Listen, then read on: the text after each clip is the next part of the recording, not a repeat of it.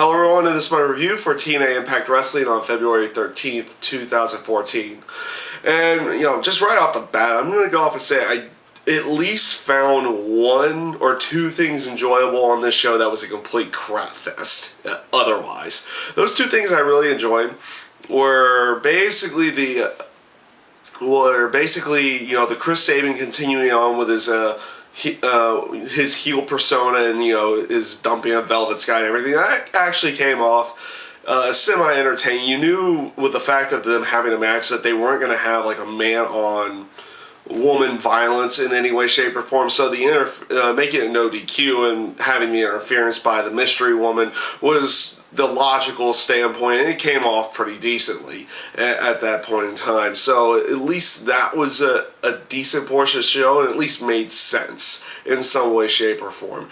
And the other aspect of the show that I liked, and just like the story build in general leading into the match, was the Ken Anderson or the Mr. Anderson and Bully Ray match in general, the casket match. I thought it was an enjoyable match.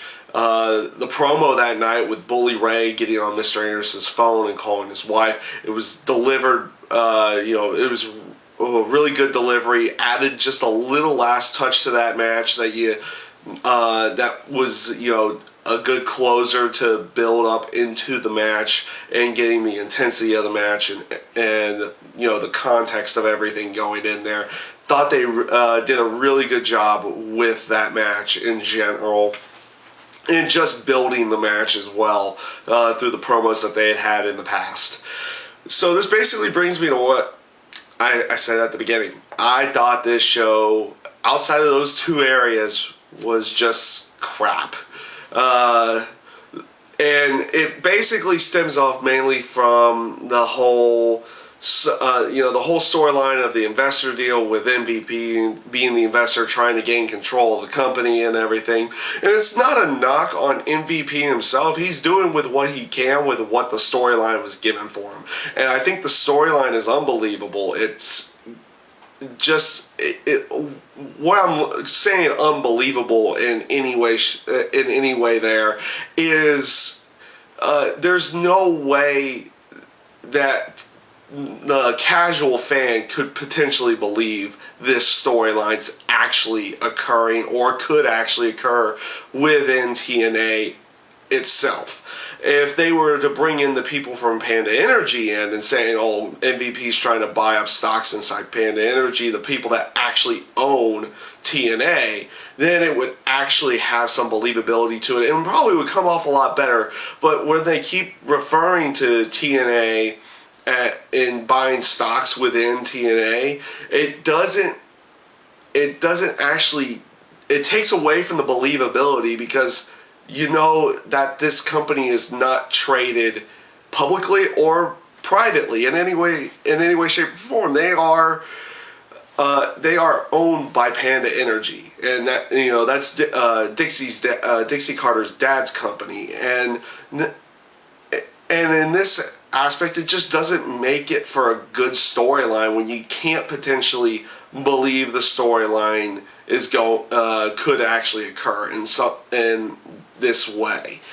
So just the way that it's being presented at this point, it's not a good storyline. And then they end the show with another segment where Dixie Carter's trying to buy out MVP's shares in the company and everything, and then it leads to them having a lethal lockdown. It's going to lead to a lethal lockdown match. It's just not a good storyline in any way that I could see at this point in time.